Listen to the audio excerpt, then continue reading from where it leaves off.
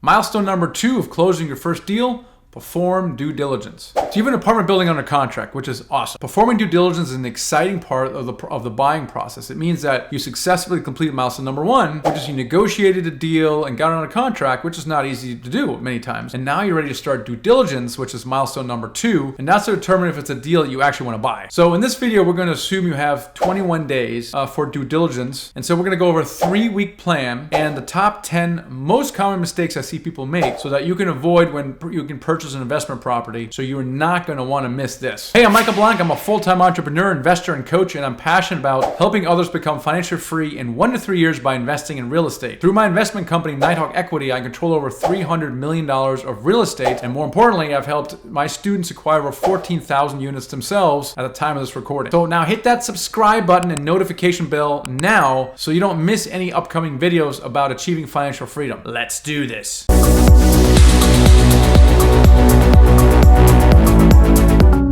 So many investors are so eager that they begin spending money during the due diligence process before they should, and they unnecessarily put cash at risk that they'll never get back if they decide not to close. So don't make that mistake. Instead, delay spending money as long as possible. For example, don't hire a property inspector to inspect the property, which costs money, before reviewing the financials, which of course is free. It just takes your time. Review the due diligence documents first before spending any money. I'm going to share with you my checklist that can help you save big during due diligence, and here it is. It's the right order to make in the right order so that you don't spend money until you have to and avoid 99% of the errors during due diligence process. So the checklist I'm going to share with you assumes you have 21 days due diligence. If you have 30, great, you have another week. So adjust it accordingly if your inspection period is a little bit different. Week number 1. All right, in the first week, you're going to send a letter to the seller as soon as you're under contract, actually, and you're going to request financials and other due diligence documents. You're going to informally tour the property and inspect some of the units with your property manager or contractor. You're going to perform a rent survey in week 1. If you have investors, you're going to start creating the deal package for them. You're going to request term sheets from your lenders. You're going to request insurance quotes. Now notice in week 1, we haven't spent any money yet, and that is intentional. Week 2. All right, in week 2, we're going to review the documents that we received from the seller, and we're going to reevaluate the deal. Of course, if we don't like it, we're going to get out of it. If we still like it, we're going to update our deal analyzer with the financials that we received from the seller, including rent comps and repair estimates, etc. So incorporate all that into your analysis. The deal still makes sense, or do you have to get out of it? If it still makes sense, then complete the deal package you started last week, and then now start sending it to your investors. Ask them for verbal commitments from them by this time next week. Give them a week to say, hey, I'm in for $50 or whatever $1,000. In week 3, you're going to order the initial title report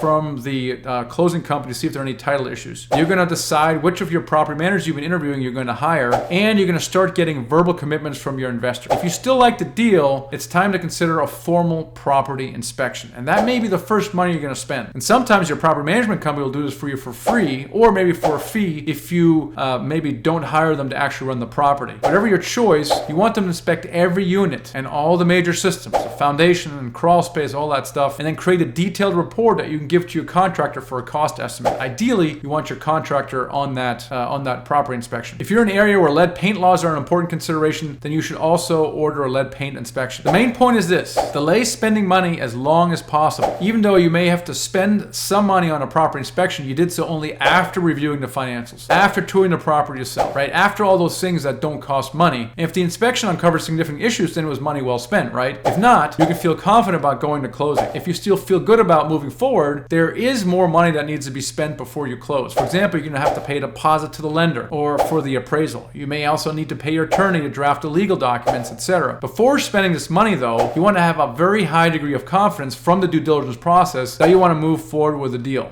So follow this guideline as I just described it. You're going to minimize the money you risk during the due diligence process. All right, in this segment, I'm going to share the biggest mistake I almost made buying an apartment building and what I learned from it. Had I made this mistake, I most surely would have lost a building in foreclosure within several months. And despite all of my education, training, and reading, this is something none of the experts warned me about. Once I got this building under contract and it was time for due diligence, I requested the following documentation from the seller: utility bills, invoices, service contracts, leases, rent roll, tax returns, the usual stuff. And her documentation was woefully incomplete. But I did have the rent roll and a copy of the leases. The building currently had a 15% vacancy, but I was told that this was a temporary condition and that's normally full. Okay, whatever. I had still underwritten the deal with a 15% vacancy, so it was fine. It then occurred to me that I should try to verify the rents she was collecting. What could be worse than a bunch of tenants not paying the rent, right? So I asked for a copy of her tax return for the building that shows actual income. She didn't have it or didn't want to give it to me. All right, so then I asked for the bank statements that show the rental deposit. After about the week, the broker faxed over bank statements, but they looked like personal bank statements. I had no clue what deposits were from rent, so I asked her to highlight the relevant ones. This, of course, took another week. When I got the highlights back and added up the deposits for the last 6 months, it looked like she was really only collecting 50% of the rent. What, half the tenants aren't paying their rent? Are you kidding me right now? So let me get this straight. After I close, not only will I collect only half the rent, but I'll need to spend thousands of dollars in legal fees to evict these tenants, then spend another several $1,000s to turn the units over. So I asked the seller about this, and she said that these were tough times for the tenants, but they were good tenants and they would pay. They just fallen behind the last few months. But for me though, the building was now worth half of what I had it under contract for. So I proposed 3 options to the seller. Number 1, drop the contract price by half, which of course wasn't likely to happen. Number 2, add a contingency to give her time to collect at least 90% of the rent for a period of 3 months, and I had the right to review any new tenants she brings in. Or 3, she guarantees me a year's worth of rents from any of her tenants who didn't pay. Now, none of these options worked for her as expected, and so we terminated the contract. 3 weeks later though, the broker contacted me and said that she wanted to pursue the 3rd option. So she paid a large amount of money into an escrow account that was administered by an escrow agent, and every time one of her tenants didn't pay rent, I would get the difference from this escrow account. This allowed me to stabilize the property over the next 12 months. Lessons learned. All right, so here are my lessons learned, right, from all this. One lesson, of course, is to be creative in coming up with solutions that work for both you and the seller. Ask for the delinquency number up front and make sure you add some amount of bad debt to your underwriting. And then, most importantly, verify the actual rental deposits during due diligence. Now, I find it so interesting that as I review new deals, delinquency factor is rarely listed on a broker's marketing pack. They'll have vacancies, of course, and maybe concessions and loss to lease, but very rarely do I see the line called bad debt. And that's really a fancy phrase for uncollected rent, people who are not paying rent. And very often this number can be significant. So follow the due diligence checklist to the T. Don't cut corners. Always verify the income. Otherwise, you might get a very unpleasant surprise once you own the building. Speaking of mistakes, I interviewed Brian Hennessy about the subject of due diligence mistakes on podcast a long time ago, number 29, back when we first got started. And he has been in commercial real estate for 31 years. He also wrote a book called The Due Diligence Handbook for Commercial Real Estate. He's done over 9 million square feet of sales transactions, and in the process, he's learned some valuable lessons. In other words, he knows a little bit about something about due diligence. Here is his summary of the top 10 most common mistakes to avoid when purchasing an investment property. But first, why don't you hit that subscribe button and notification bell. Mistake number 1, not valuing the property correctly. So make sure you're conservative in your underwriting of a deal. Do your homework. That means checking for sales comps and other available properties on the market. Contact the more active commercial brokers in the area and inquire about local property values and sale comparables. Then continue to adjust your valuation during the due diligence phase based on what you find. Mistake number 2, not understanding your lender's underwriting requirements. We talked about that also. Before you spend a lot of time, money, and energy conducting your due diligence, make sure you've had a preliminary discussion with some lenders about the amount of the loan they would give you, and as well as any other terms that you would get, because lenders are always conservative. They look at many different aspects such as the physical condition, the sale and lease comparables, the leases in place, intended use, environmental issues, credit worthiness, etc. So check with them before you get too far down the road with your due diligence to avoid surprises later. Mistake number 3, not checking if the property complies with all current municipal building code. That's a fairly common occurrence that a buyer finds out after purchasing the property that doesn't meet the building codes or ADA code. And this comes up when the contractor goes to pull a permit from the city for whatever improvements, or when the city inspector comes out to check the contractor's work, discovering the infractions. So be sure to keep an eye out for tenants whose space has been built out without a permit. It's a good idea to have a contractor, architect, or space planner inspect the property to discuss any improvements and compliance during your due diligence period while you can still get out of the deal. And do this only if you want to avoid costly surprises. Mistake number 4 is to assume there are no issues with existing tenant leases. Now, leases can have many what's called tripwires, such as cancellation provisions or contraction provisions, caps on pass-through expenses, things of that nature, just to name a few. So you want to be aware of these provisions, because if the tenant exercises them, it can put you in a bind and devalue the property. It's important to have a competent real estate attorney read the lease, and a lot of them are similar because they use the same thing over and over again if you're not familiar with this. Mistake number 5 is assuming lenders will accept all third-party reports. Before hiring any third-party vendors to conduct an inspection or prepare a report, make sure that your lender approves them. This goes for a variety of reports like a property condition assessment, environmental reports, etc. And typically these are ordered by the lender, but there's certain things that you may get, and make sure that the lender approves them. Mistake number 6 is to trust that the seller and the representatives have disclosed all issues.